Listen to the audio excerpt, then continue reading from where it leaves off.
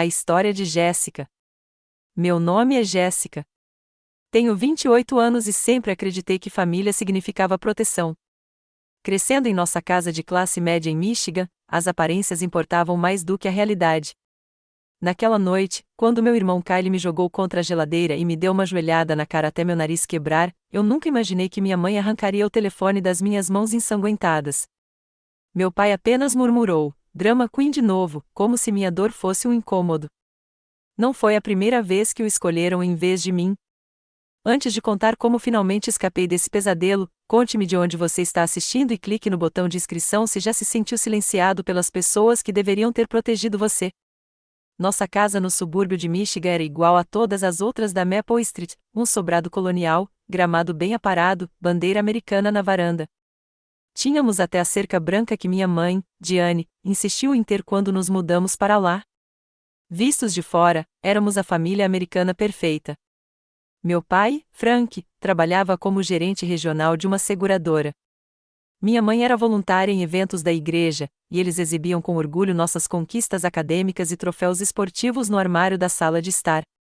Mas, por trás da nossa porta da frente recém-pintada, vivia uma realidade diferente. Frank Parker não era apenas um pai, ele era o governante indiscutível da nossa casa.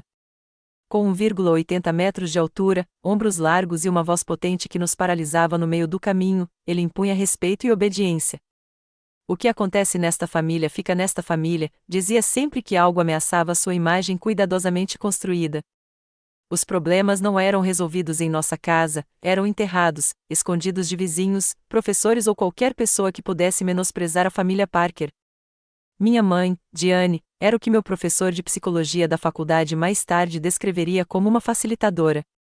Ela flutuava pela nossa casa como um fantasma, sempre ocupada limpando, cozinhando ou organizando, mas nunca realmente presente quando era preciso. Seu mantra era manter a paz a todo custo.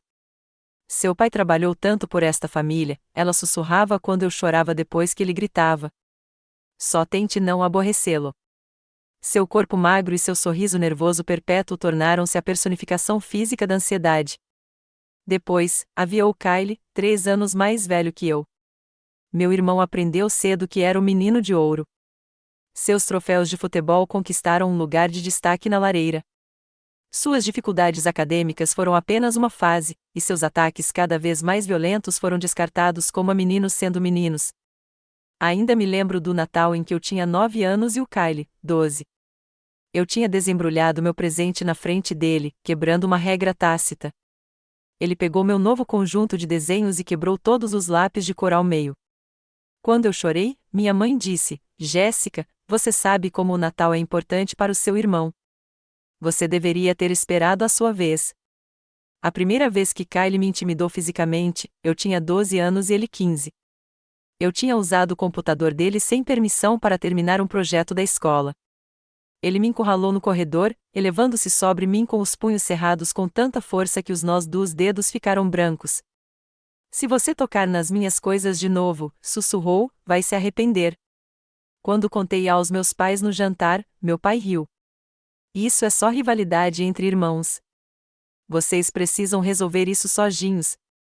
À medida que os incidentes se acumulavam, Kyle me empurrando acidentalmente escada abaixo, jogando uma bola de beisebol diretamente nas minhas costas ou me trancando na garagem por horas, desenvolvi minhas próprias estratégias de sobrevivência. Tornei-me a filha perfeita, nota máxima, capitã do time de debate, voluntária no abrigo de animais local. Mantive meu quarto impecável, ajudei a preparar o jantar sem que me pedissem e nunca reclamei. Pensei que, se conseguisse ser perfeita o suficiente, finalmente ganharia a proteção de que tanto precisava. Minha adolescência se tornou uma performance exaustiva. Na escola, eu era Jéssica Parker, confiante, inteligente, sempre sorrindo. Os professores me amavam e eu mantinha um pequeno círculo de amigos que só viam a versão cuidadosamente selecionada da minha vida. "Sua família é tão perfeita", disse minha amiga Alicia certa vez, depois que minha mãe serviu biscoitos caseiros durante uma sessão de estudo, toda sorrisos e calorosa hospitalidade. Se ao menos ela tivesse visto minha mãe na noite anterior, enxugando as lágrimas silenciosamente depois que meu pai a repreendeu por comprar a marca errada de café. A ironia era dolorosa. Quanto mais eu conseguia, mais meu pai me usava como prova de sua paternidade bem-sucedida, ao mesmo tempo em que ignorava meus sentimentos e necessidades. Vejam como a Jéssica está se saindo bem, ele se gabava para os parentes. Essa é a disciplina Parker em ação. Enquanto isso, a agressividade de Kylie crescia junto com seu tamanho, e a tensão em nossa casa se adensava como nuvens de tempestade se formando. Por um breve período durante meus anos de ensino médio, as coisas melhoraram um pouco. Kylie foi para a faculdade estadual com uma bolsa parcial para esportes, e a casa exalava em sua ausência. Eu podia usar o banheiro sem medo de ele bater na porta, gritando que eu estava demorando demais. Eu podia comer as sobras sem ser acusada de roubar a comida dele. Pequenas liberdades que pareciam enormes na época, mas mesmo assim, eu sabia que eram temporárias. Meu pai nos lembrava constantemente de como Kylie traria glória ao nome Parker. Cheio de potencial, aquele garoto, ele dizia, ignorando o fato de Kylie mal ligar para casa, exceto para pedir dinheiro. Eu sabia no meu coração que, quando Kylie finalmente voltasse, a frágil paz se despedaçaria. E eu estava certa, embora nunca tenha imaginado a violência com que ela se quebraria. No dia em que Kylie voltou para casa depois de se formar na faculdade, senti a atmosfera mudar em casa. Eu tinha 20 anos na época, fazia aulas de psicologia na faculdade comunitária e trabalhava meio período na livraria do campus. Kylie tinha 23 anos e um diploma em administração, que ele parecia achar que o qualificava para um cargo executivo logo após a formatura. A realidade o atingiu em cheio. Qualificado demais para o nível básico, qualificado desqualificado para a gestão, reclamou ele no jantar em sua primeira semana de volta.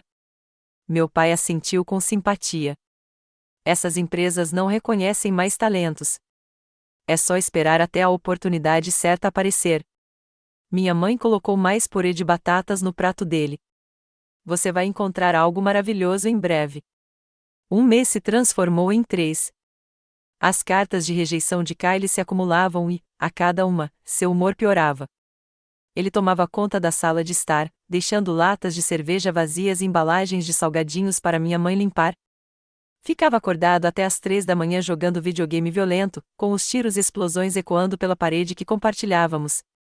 Quando pedi para ele usar fones de ouvido porque tinha aula cedo, ele aumentou o volume. Ele só está estressado por não conseguir emprego, disse meu pai quando toquei no assunto no café da manhã.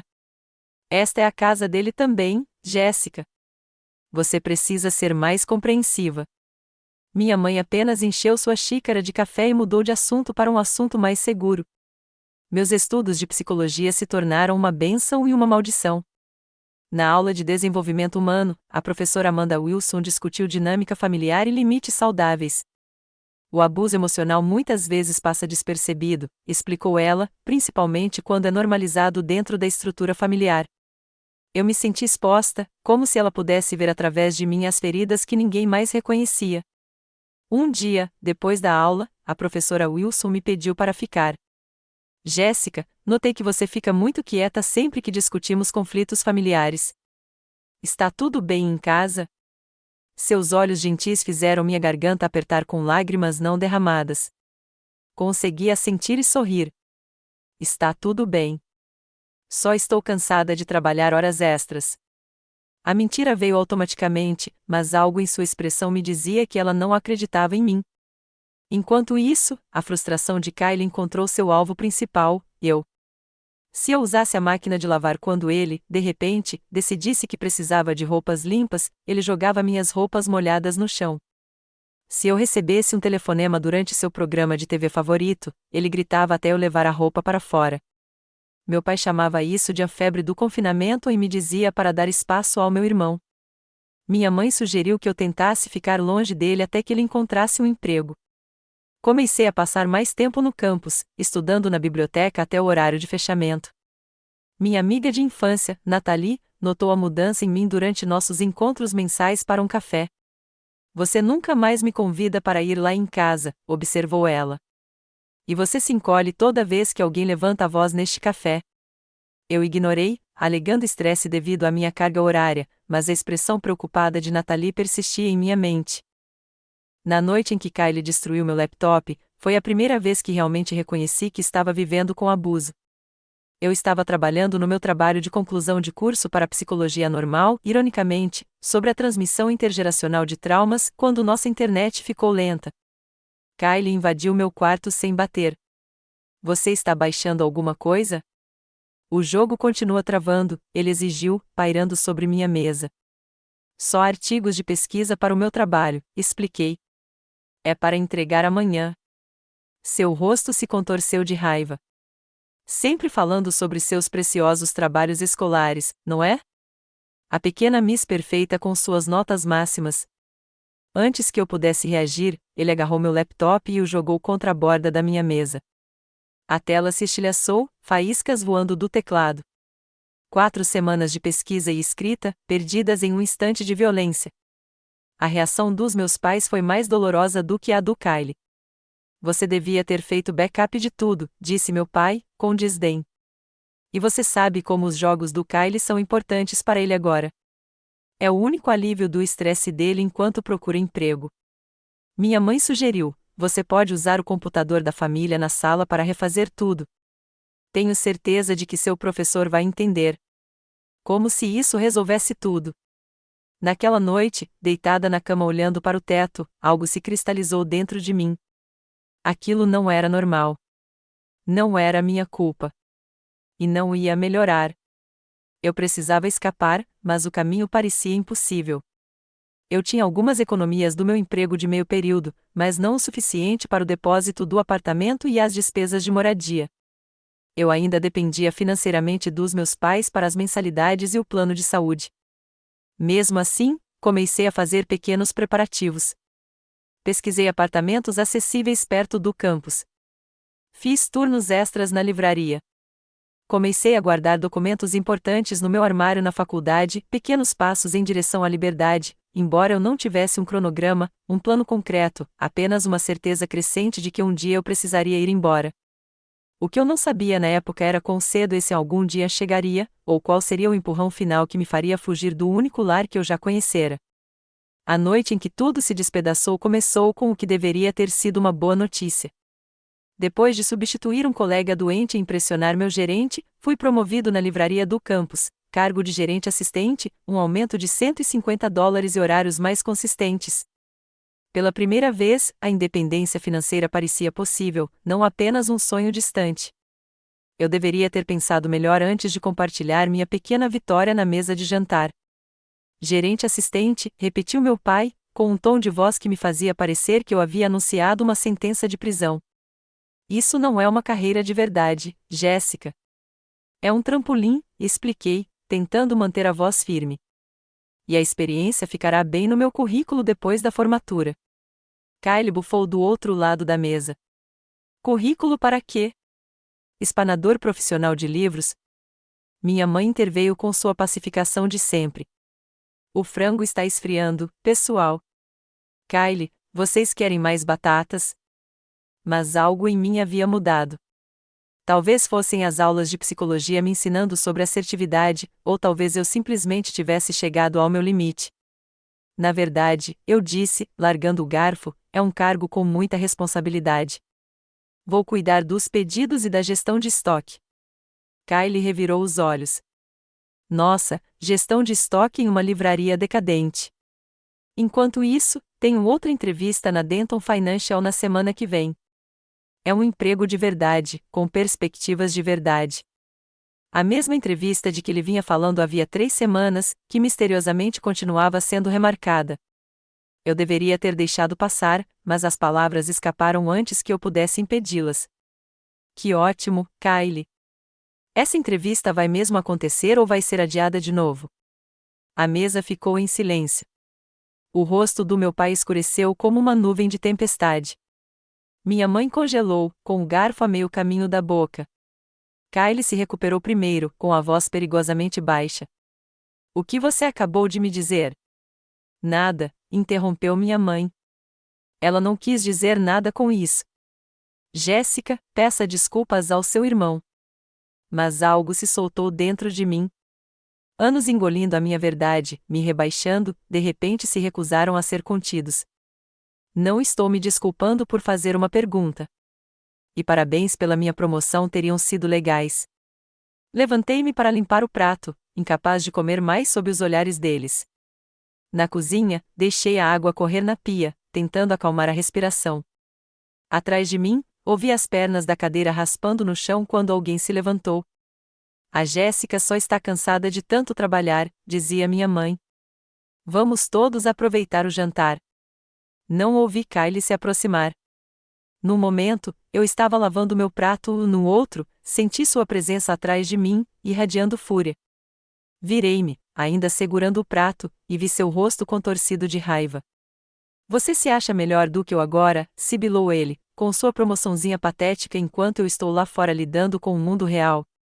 Dei um passo para trás, minha coluna pressionada contra a borda do balcão. Eu nunca disse isso. Eu só. Sua mão disparou, derrubando o prato da minha mão. Ele se espatifou no chão de ladrilhos entre nós. Você sempre foi assim, ele cuspiu. A pequena Jéssica perfeita que nunca faz nada de errado, me fazendo passar por mal. Kylie, chega, meu pai gritou da sala de jantar, mas sem nenhuma autoridade real, apenas o protesto simbólico de alguém que não tinha intenção de intervir. Tentei contorná-lo para escapar da cozinha, mas Kylie bloqueou meu caminho. Quando tentei passar por ele novamente, ele agarrou meus ombros e me empurrou para trás. Meu corpo bateu na geladeira, ímãs e papéis chovendo ao meu redor. A dor física foi chocante, mas a traição doeu mais. Meu próprio irmão, que deveria ter me protegido, estava gostando de me machucar. Eu podia ver em seus olhos satisfação com o meu medo. Pare, gritei, recuperando a voz. Fique longe de mim. Foi então que ele perdeu o controle completamente.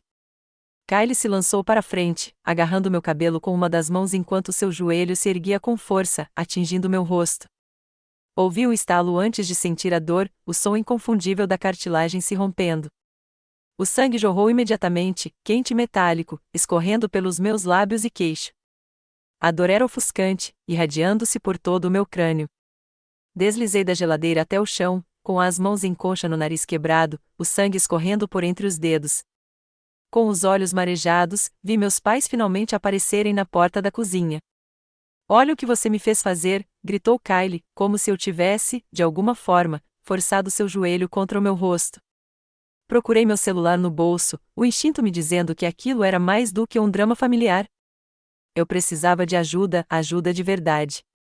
Meus dedos trêmulos e ensanguentados conseguiram desbloquear a tela, ligando para o 192. Foi então que minha mãe se moveu com uma velocidade inesperada, cruzando a cozinha e arrancando o telefone da minha mão. O que você pensa que está fazendo? Perguntou ela, encerrando a ligação. Meu nariz está quebrado, solucei, incapaz de processar sua reação. Preciso ir para o hospital. É só um arranhão, disparou ela, embora o sangue agora estivesse respingado na minha camisa e se acumulando no chão. Você está exagerando. Olhei para o meu pai, implorando silenciosamente pela proteção que eu nunca receberá, mas que, de alguma forma, ainda desejava. Ele suspirou profundamente, parecendo mais irritado do que preocupado. Drama Queen de novo, murmurou, balançando a cabeça. Limpe-se antes que manche o chão. Kylie estava parado no meio da cozinha, respirando pesadamente, meu sangue em sua calça jeans, nenhum sinal de remorso em seu rosto.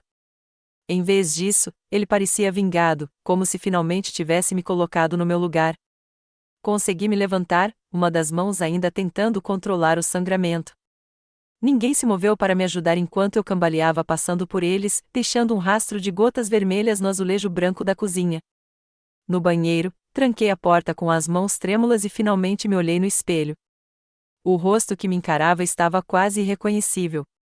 Meu nariz estava visivelmente torto, já inchado até o dobro do tamanho normal. Ambos os olhos começavam a escurecer com hematomas que logo ficariam roxos. O sangue ainda corria livremente, encharcando a gola da minha camisa. Minhas pernas cederam e eu afundei no chão do banheiro. O pânico tomou conta do meu peito, dificultando a respiração. Meu corpo tremia incontrolavelmente enquanto o choque se instalava. Pressionei uma toalha no rosto, tentando estancar o sangramento enquanto lutava contra soluços histéricos que só pioravam a dor. Através da porta, eu podia ouvi-los na sala. Sentada ali no chão frio do banheiro, algo se mexeu dentro de mim.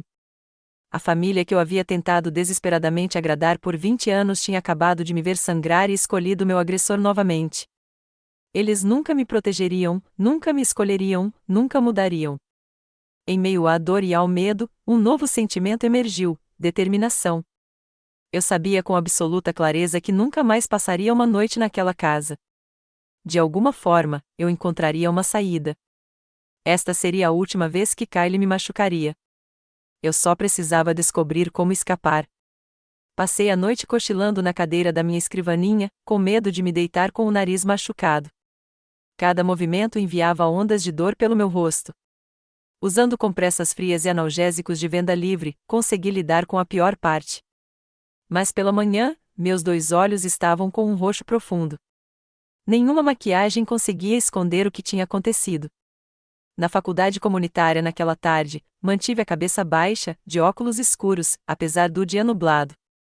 Quase consegui passar pela aula de psicologia da professora Amanda sem ser notada, chegando atrasada e escolhendo um lugar no canto de trás. Mas, quando os alunos saíram em fila após a palestra, sua voz me interrompeu. Jéssica, você poderia ficar um instante? Com o coração disparado, aproximei-me relutantemente da mesa dela. Quando tirei os óculos escuros, sua inspiração profunda me disse tudo. Meu Deus, Jéssica, o que aconteceu com você? Sua voz era gentil, mas firme. 20 anos de condicionamento familiar me gritavam para mentir: eu caí, maçaneta, acidente desajeitado. As desculpas se alinhavam automaticamente em minha mente. Em vez disso, me ouvi sussurrar: meu irmão fez isso. Essas 4 palavras romperam a barreira. Tudo veio à tona: a violência crescente de Kylie, a constante rejeição dos meus pais, o ataque da noite anterior e a recusa deles em me chamar para atendimento médico. A professora Amanda ouviu sem interromper, apenas os nós dos dedos embranquecidos revelando sua emoção. Quando terminei, ela não me disse banalidades vazias. Isso é abuso, Jéssica. Violência familiar. E não é sua culpa. Ela respirou fundo. Sou obrigada a lhe oferecer recursos, mas o que acontece a seguir é inteiramente sua escolha. Gostaria de saber suas opções? Aquela tarde mudou a trajetória da minha vida. A professora Amanda me acompanhou diretamente ao centro de aconselhamento do campus, onde conheci Sofia Vasquez, uma conselheira especializada em traumas familiares. Em seu consultório silencioso, com paredes azuis suaves, Sofia me ajudou a entender o que eu estava vivendo. O ciclo de abuso se alimenta do isolamento, explicou ela. Abusadores e seus facilitadores trabalham para isolar as vítimas de redes de apoio.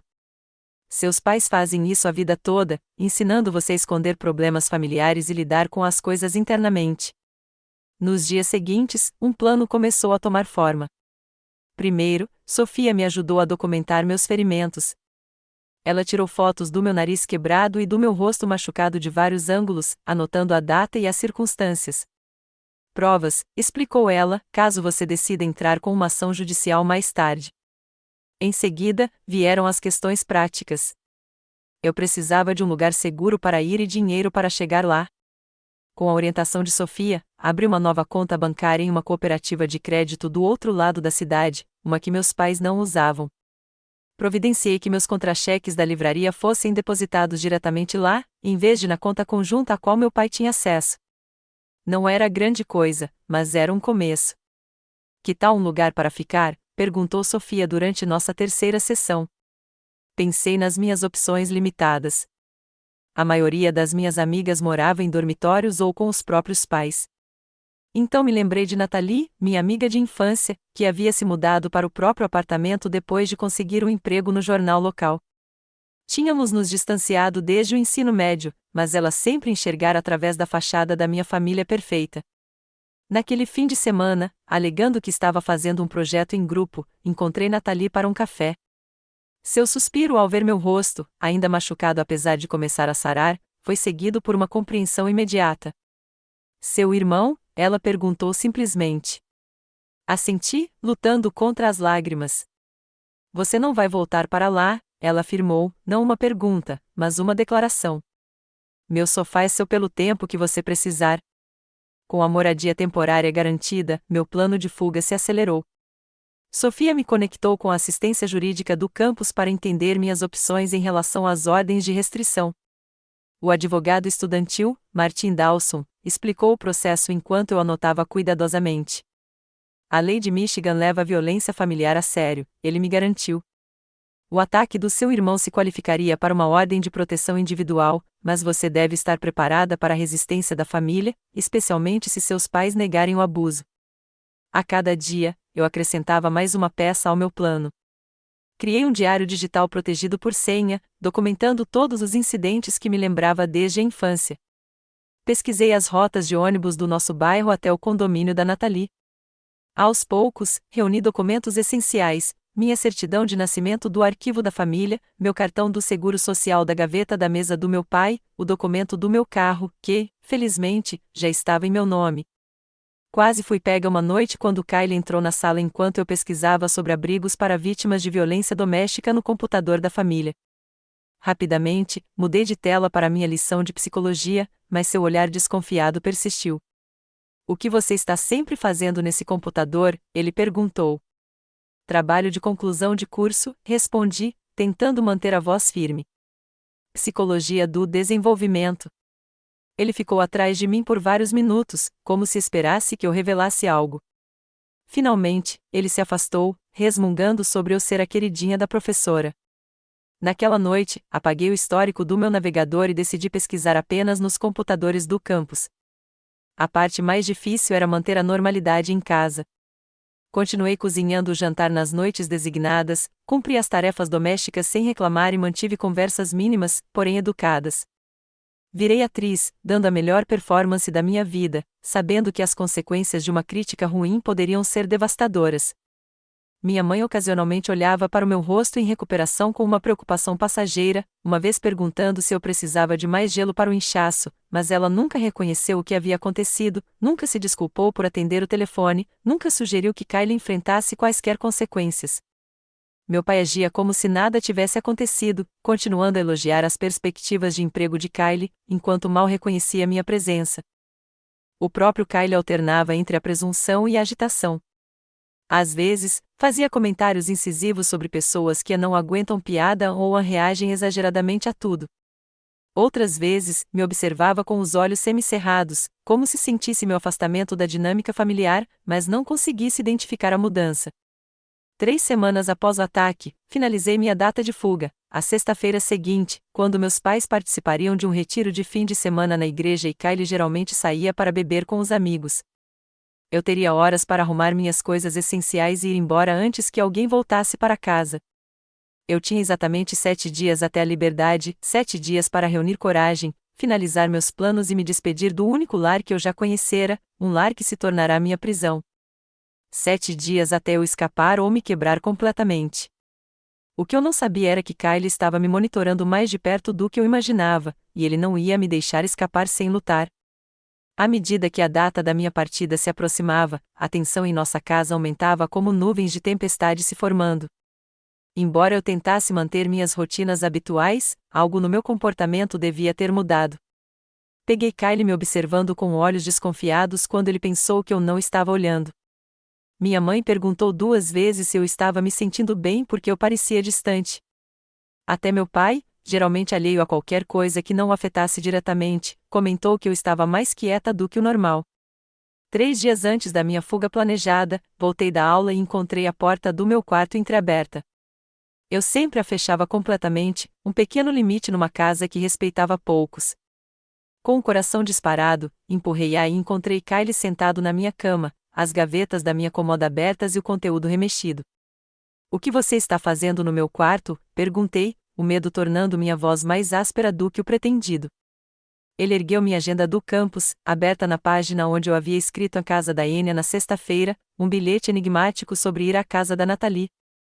Planejando uma viagenzinha, mana, arranquei a agenda das mãos dele. Projeto escolar na casa de um colega. Não que seja da sua conta. O sorriso de Kylie não alcançou seus olhos. Engraçado, porque eu verifiquei suas outras gavetas também. Algumas das suas roupas sumiram. E aquela caixa de fotos da infância que você tanto preza? Sumiu. Ele se levantou, usando sua altura para me intimidar, como já fizera inúmeras vezes. Você está planejando alguma coisa. E o papai não vai ficar nada feliz quando eu contar. A ameaça pairava entre nós. Meu pai controlava as finanças da família, incluindo minhas mensalidades. Kyle sabia exatamente quais botões apertar. Diga a ele o que quiser, respondi, lutando para manter a voz firme. Agora saia do meu quarto. Ele passou por mim, cutucando meu ombro de propósito. Esta família fez tudo por você, Jéssica. Tudo. E é assim que você nos retribui? Se escondendo. Depois que ele foi embora, inspecionei os estragos. Ele tinha sido minucioso, verificando todos os esconderijos que eu havia usado. Felizmente, meus documentos mais importantes estavam na mochila, que eu carregava para todo lugar. Mas o incidente confirmou o que eu já sabia: eu não podia esperar até sexta-feira. Precisava acelerar meus planos. Na manhã seguinte, abordei minha mãe na cozinha antes que alguém acordasse. Mãe, preciso do meu cartão do plano de saúde para uma exigência da escola. E uma cópia da minha certidão de nascimento. Ela levantou os olhos do café, surpresa estampada em seu rosto. Para quê? Atualização administrativa na matrícula, menti. Estão verificando as informações de todos. Ela hesitou, a desconfiança se infiltrando em sua expressão. Vou ter que perguntar ao seu pai. Ele cuida dessas coisas. É só papelada, mãe, insisti. Preciso hoje. Algo no meu tom de voz deve ter acionado seu alarme. Ela pousou a xícara de café lentamente. Jéssica, o que está acontecendo com você ultimamente? Você está agindo diferente. Por um momento, pensei em lhe contar a verdade, que o filho dela tinha quebrado meu nariz e que nem ela nem meu pai tinham feito nada para me proteger, que eu planejava ir embora porque não me sentia mais segura em casa, que eu precisava que ela finalmente fosse minha mãe em vez da defensora do Kyle. Em vez disso, eu disse, não está acontecendo nada. Só preciso dos meus documentos para a faculdade. A conversa com meu pai naquela noite correu exatamente como esperado. Para que você precisa disso? Perguntou ele de sua poltrona, sem se dar ao trabalho de tirar os olhos do jornal.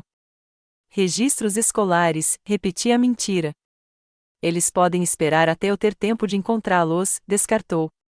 Além disso, esses documentos ficam nesta casa, onde pertencem. São meus documentos, apontei. Sou adulto. Tenho direito à minha própria certidão de nascimento e às informações do meu plano de saúde. Isso chamou sua atenção.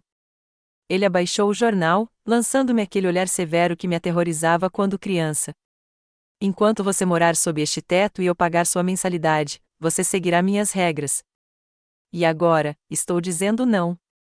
Senti algo mudar dentro de mim, o último fio de esperança de que meu pai pudesse eventualmente me ver como uma pessoa merecedora de respeito básico. Ele se rompeu. Tudo bem, eu disse baixinho. Vou conseguir cópias de outro jeito. Seu rosto se fechou. O que isso quer dizer?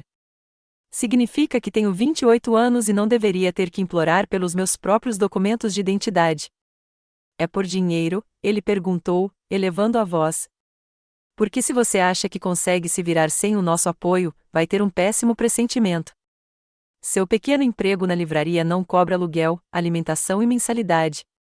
Antes que eu pudesse responder, minha mãe interrompeu da porta, com a voz trêmula. Jéssica, por favor.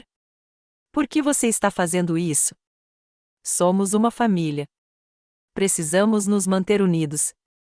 Ficar unidos? Repeti, incrédula. Como quando Kyle quebrou meu nariz e você tirou o telefone para que eu não pudesse pedir ajuda? O silêncio que se seguiu foi ensurdecedor.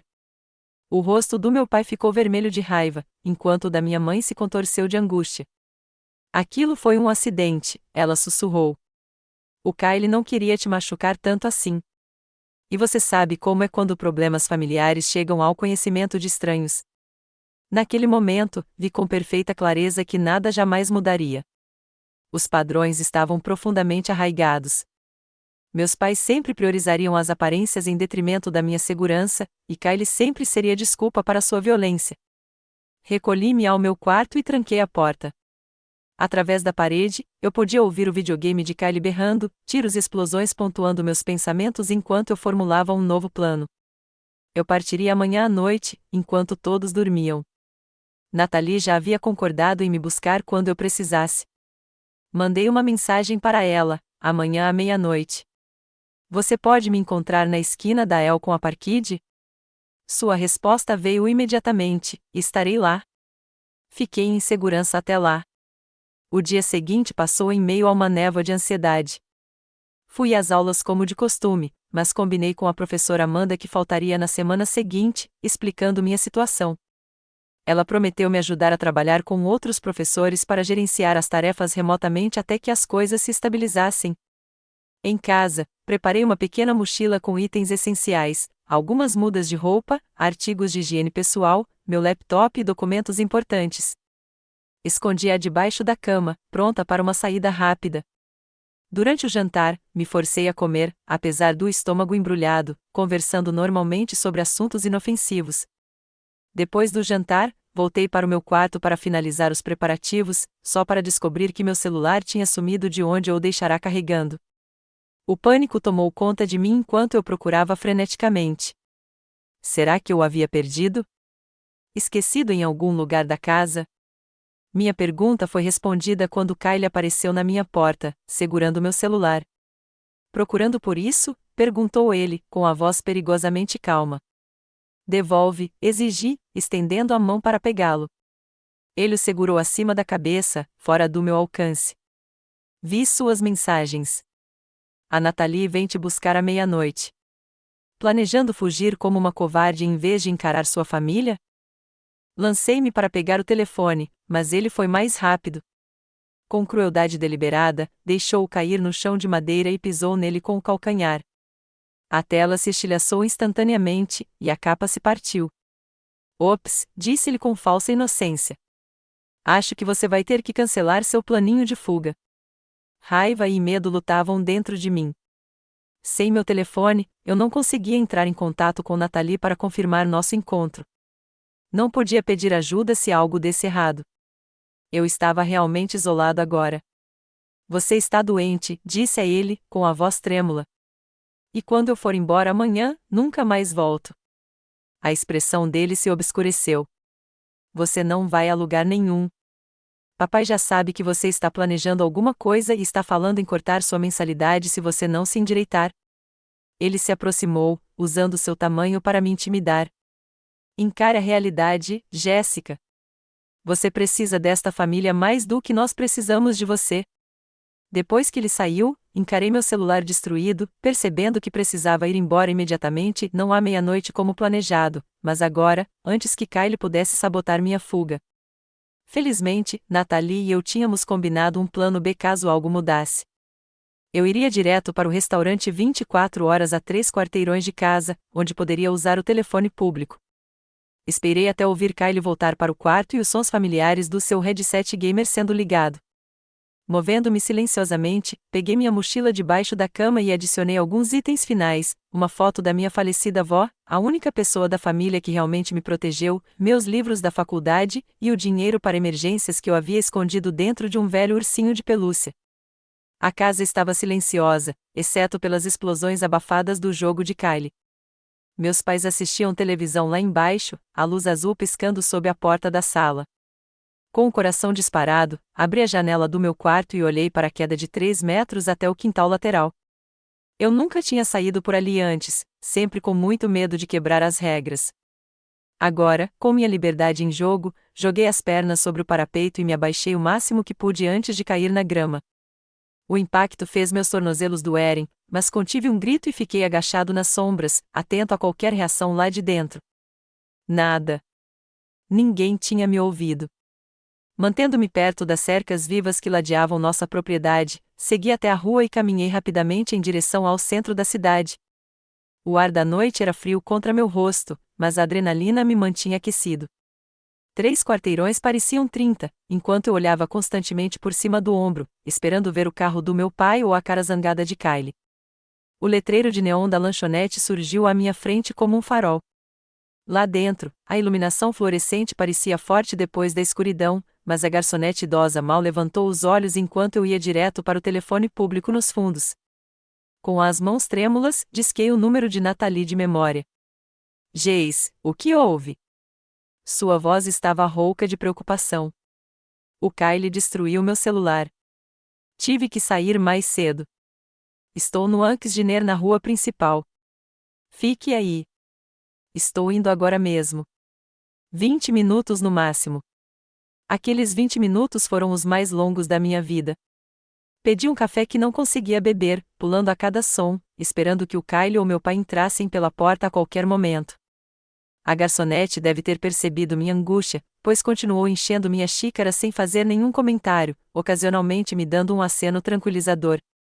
Quando o Honda azul de Nathalie finalmente parou no estacionamento, lágrimas de alívio brotaram dos meus olhos. Deixei o dinheiro na mesa e corri para fora, jogando-me no banco do passageiro.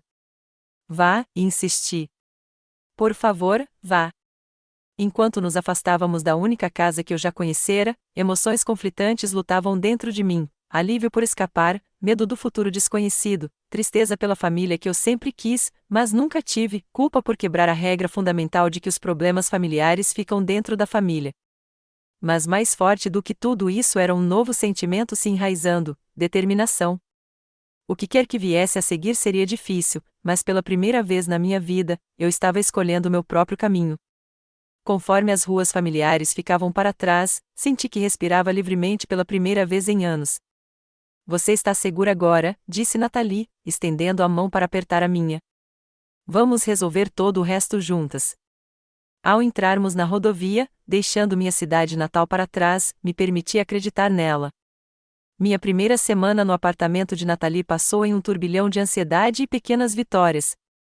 Seu quarto era minúsculo, mas o sofá-cama na sala de estar parecia mais seguro do que o meu quarto de infância jamais fora.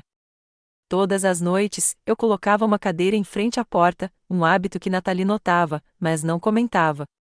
3 dias depois da minha fuga, Nathalie me levou ao pronto-socorro do Mercy Hospital. Meu nariz havia começado a cicatrizar incorretamente, causando dificuldades respiratórias e dores de cabeça persistentes. A médica do pronto-socorro, uma mulher chamada Doutora Patrícia Harris, examinou meu rosto com mãos gentis e olhos preocupados. Este ferimento tem pelo menos 2 semanas, observou ela, revisando as radiografias. Por que você não procurou tratamento antes? A pergunta pairava no ar. Eu havia preparado uma desculpa sobre não ter seguro, mas acabei dizendo a verdade. Minha família não deixou. A expressão da doutora Harris mudou sutilmente. Ela pediu a Nathalie que saísse e fechou a porta. Jéssica, sou obrigada por lei a perguntar se você está em uma situação segura agora? Sim, respondi com sinceridade. Saí de casa. Minha amiga está me ajudando. Ela assentiu, fazendo anotações no meu prontuário. Essa fratura exigirá uma pequena cirurgia para ser corrigida. Também estou documentando a idade da lesão e as circunstâncias que você descreveu. Isso pode ser importante se você decidir entrar com uma ação judicial. A cirurgia estava marcada para a semana seguinte.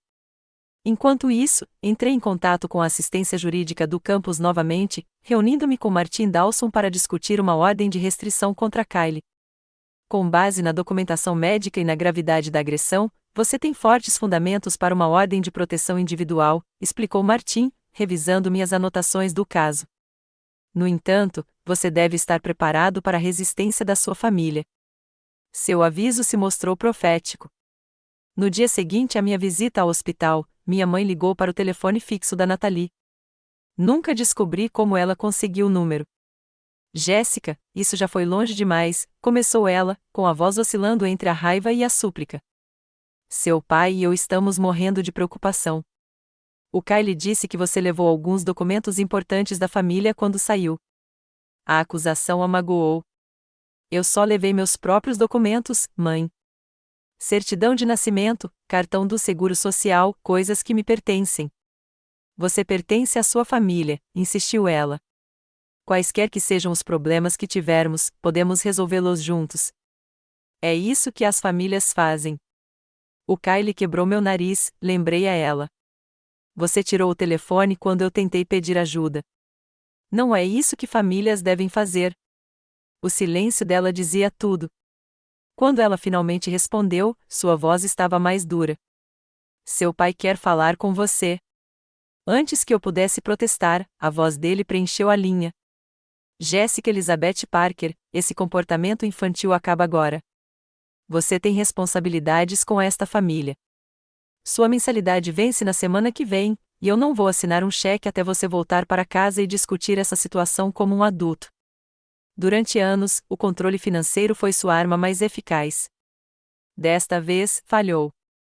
Já falei com o departamento de auxílio financeiro, eu disse a ele, me surpreendendo com a firmeza da minha voz. Já solicitei empréstimos de emergência e bolsas de estudo adicionais.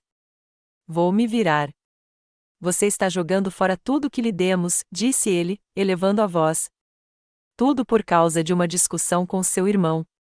Não foi uma discussão, pai. Foi agressão. E não foi a primeira vez. Ele zombou. Dramático como sempre.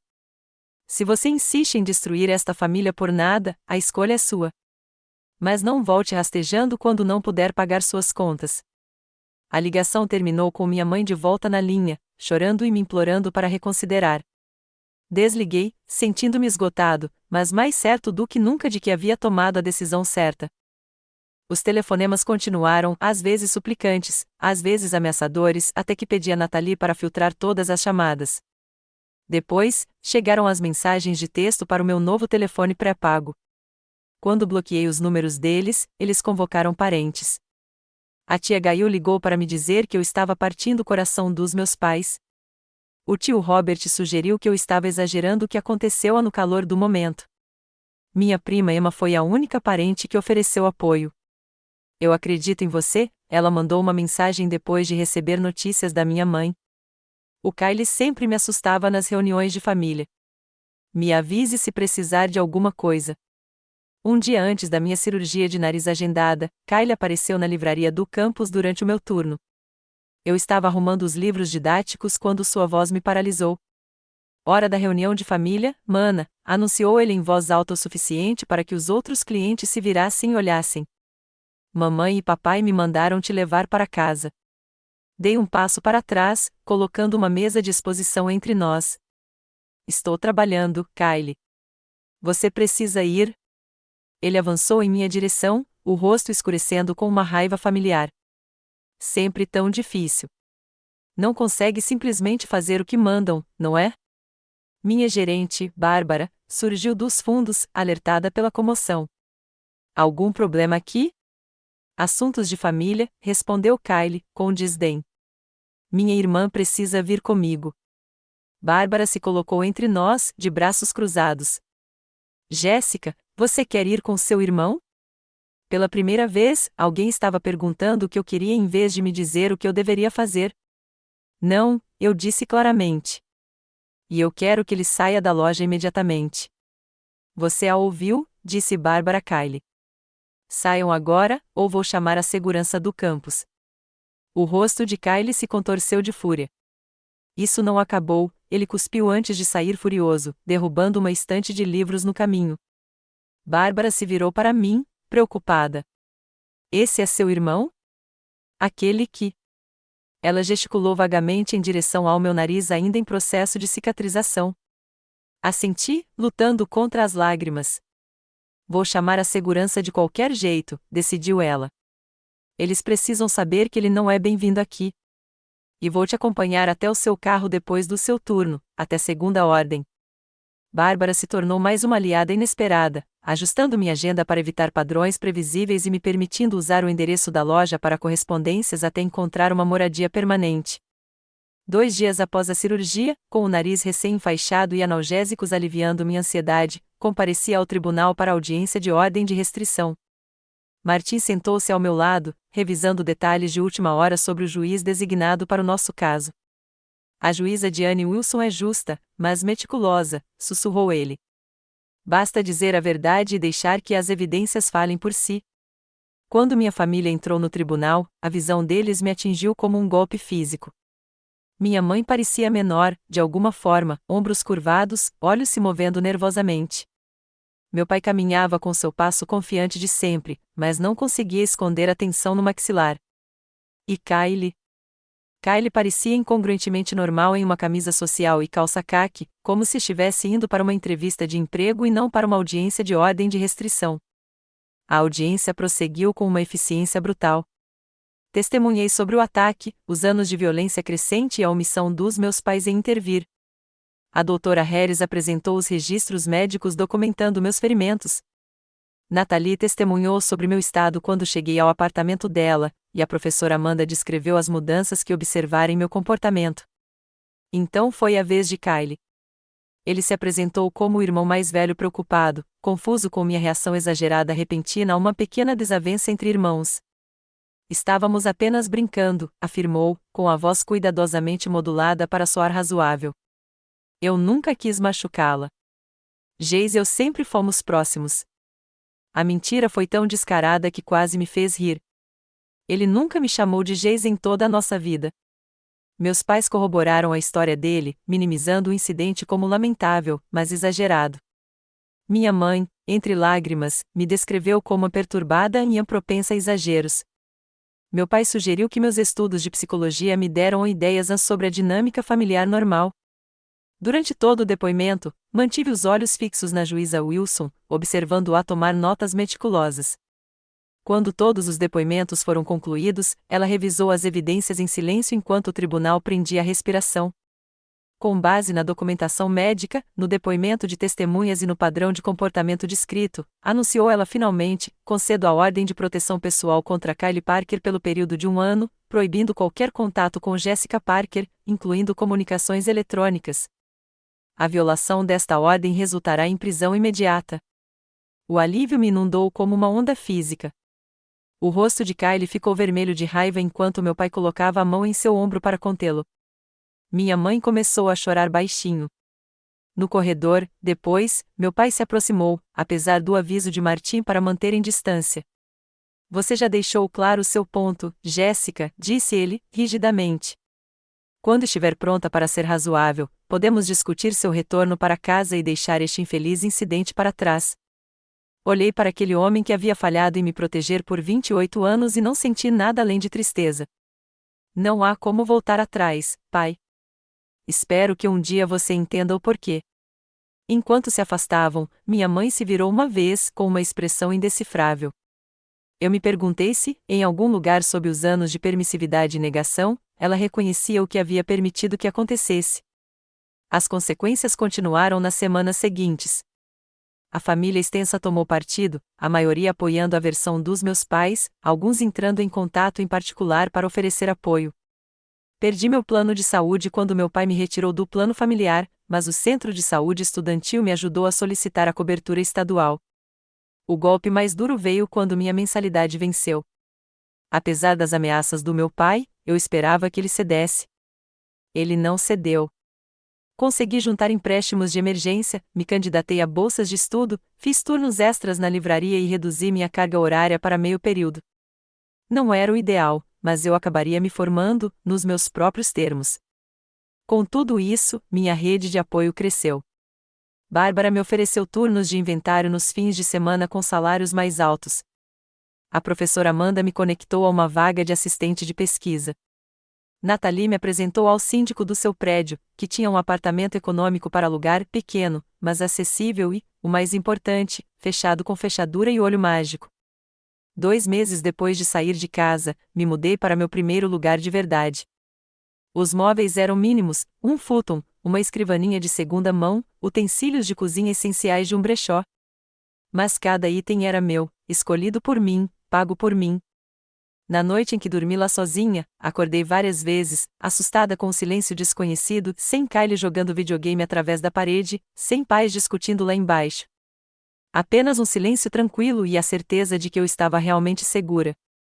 6 meses depois de deixar a casa da minha família, eu estava no meu pequeno apartamento funcional, observando o espaço que eu havia tornado meu. Os móveis de segunda mão tinham sido complementados com almofadas coloridas. Plantas decoravam o parapeito da minha única janela. As paredes, antes nuas, agora exibiam gravuras de arte que eu mesma havia escolhido. Não era chique, mas era meu primeiro lar de verdade.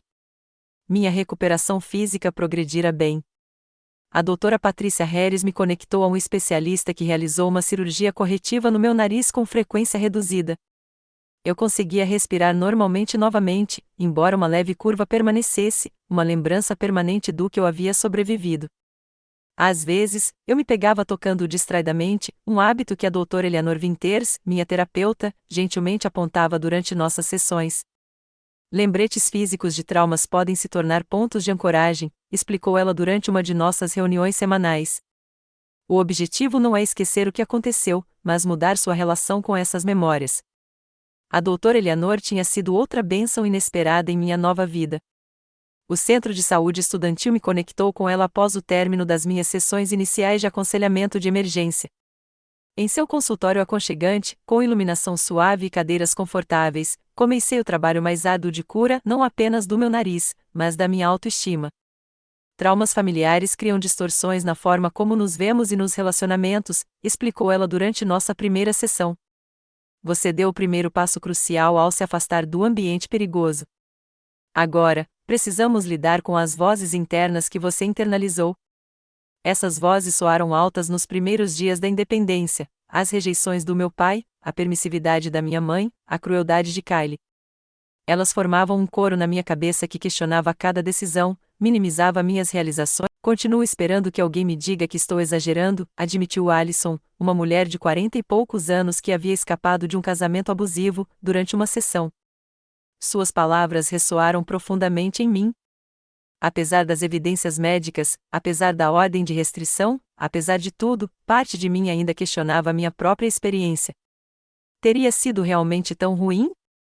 Eu estava, como meu pai alegava, sendo dramática? Isso é o gaslighting falando, apontou Marcos, outro membro do grupo. Eles te convencem a duvidar da sua própria realidade porque é mais fácil do que encarar o que eles enfrentaram. Lentamente, essas novas vozes começaram a substituir as antigas, as vozes de pessoas que acreditaram em mim, que validaram minhas experiências, que enxergaram meu valor além do que minha família havia definido. Comecei a confiar novamente nas minhas próprias percepções. Minha vida profissional também se estabilizou. Bárbara me promoveu a gerente assistente na livraria do campus, com um salário que cobria minhas modestas despesas. Continuei estudando meio período, estendendo meu programa de graduação por mais tempo do que o planejado, mas conciliando a carga de trabalho com o trabalho. A professora Amanda tornou-se mentora e amiga, convidando-me para ajudá-la em sua pesquisa sobre dinâmica familiar e resiliência. Sua perspectiva é valiosa, ela insistiu quando expressei dúvidas sobre minhas qualificações. Você entende esses padrões de dentro para fora. Meu círculo de apoio se expandiu de maneiras inesperadas. Bárbara me apresentou ao seu grupo de caminhadas semanais. O namorado da Nathalie, Thomas, me ajudou a consertar meu laptop antigo quando ele quebrou antes das provas finais. A esposa da professora Amanda, Janete, me convidou para passar as férias em sua casa. Entendendo que eu não tinha mais para onde ir, comecei a perceber que estava construindo o que a doutora Eleanor chamava de a família escolhida, pessoas conectadas não pelo sangue, mas pelo respeito mútuo, carinho e limites saudáveis. Parecia estranha no início, essa rede de relacionamentos onde a gentileza vinha sem condições e as divergências não ameaçavam o abandono. O primeiro grande teste da minha cura aconteceu no meu aniversário de 29 anos. Recebi um cartão dos meus pais, o primeiro contato desde a audiência da ordem de restrição. Dentro havia um cheque de $500 e um bilhete: sentimos sua falta. Por favor, ligue quando estiver pronto para deixar isso para trás. A antiga Jéssica teria depositado o cheque imediatamente, desesperada por ajuda financeira e por um reencontro familiar. A nova Jéssica reconheceu a mensagem implícita: o perdão pode ser comprado, e a deixar isso para trás significava fingir que o abuso nunca aconteceu. Devolvi o cheque com um breve bilhete: obrigada por pensar em mim. Ainda não estou pronta para contato. Espero que você esteja bem. Foi a comunicação mais honesta que já tive com eles, reconhecendo o gesto deles sem comprometer meus limites. A doutora Eleanor chamou isso de um progresso enorme durante nossa próxima sessão. Meu aniversário também trouxe uma reconexão inesperada. Tia Cheryl, irmã da minha mãe que morava do outro lado do país, me ligou diretamente. Ao contrário de outros parentes que haviam escolhido lados, tia Cheryl permaneceu em silêncio durante a ruptura familiar. Eu deveria ter entrado em contato antes, admitiu. Sua mãe e eu crescemos com dinâmicas semelhantes. Nosso pai era temperamental e nossa mãe inventava desculpas. Eu saía cedo, mas Diana, sua mãe, continuou nesse padrão. Ela não desculpou o comportamento da minha mãe, mas me ajudou a entendê-lo em um novo contexto. Padrões familiares se repetiam através das gerações, a menos que alguém conscientemente quebrasse o ciclo. Eu era esse alguém na minha linhagem. Tia Cheryl e eu iniciamos um relacionamento cauteloso, trocando e-mails e telefonemas ocasionais. Ela nunca me pressionou a me reconciliar com meus pais, mas contou histórias sobre a infância da minha mãe que me ajudaram a vê-la como uma pessoa complexa, em vez de simplesmente minha protetora fracassada. Ao longo da minha jornada de cura, as expectativas da sociedade pesaram muito. Conhecidos bem-intencionados frequentemente perguntavam: "Você já se reconciliou com sua família?", como se a reconciliação fosse o único resultado válido. Estranhos se mostravam chocados quando eu mencionava não ter contato com meus pais, mas eles são sua família. Você só tem uma. Esses comentários costumavam desencadear espirais de vergonha. Agora, eu tinha respostas prontas: relacionamentos saudáveis exigem respeito mútuo e segurança. Isso não era possível na minha situação, ou às vezes simplesmente: esse é um assunto complicado que não discuto casualmente. A doutora Eleanor me ajudou a entender que, culturalmente, somos condicionados a preservar os relacionamentos familiares a todo custo, especialmente as mulheres, que carregam o fardo principal do trabalho emocional e da manutenção da paz. Romper com essa expectativa significava desafiar não apenas minha família, mas também a pressão social mais ampla. Com o passar dos meses, minha nova vida se aprofundou e se estabilizou. Comecei a ser voluntária em um programa no campus que educava os alunos sobre abuso em relacionamentos e limites saudáveis. Compartilhar minha experiência em ambientes educacionais estruturados ajudou a transformar minha dor em propósito. Por meio desse programa, conheci Michael, um estudante de pós-graduação em serviço social que coordenava a agenda de voluntariado. Nossa amizade se desenvolveu lentamente, ambos cautelosos em relação a novos relacionamentos. Ele entendia meus limites sem explicação, nunca me pressionando por mais do que eu podia dar. Quando nosso relacionamento finalmente se tornou romântico, progrediu em um ritmo que me pareceu seguro e respeitoso. Você se esforçou tanto para se entender, disse-lhe certa noite, enquanto caminhávamos para casa depois do jantar. É inspirador. Eu precisava, respondi. Era isso ou me afogar em todos os velhos padrões? Ele apertou minha mão. Mesmo assim, nem todo mundo se esforça. Muitas pessoas simplesmente carregam suas feridas para frente, infligindo-as aos outros. Suas palavras permaneceram comigo, iluminando minhas escolhas sob uma nova luz. Eu não havia apenas escapado, eu havia me comprometido com a transformação.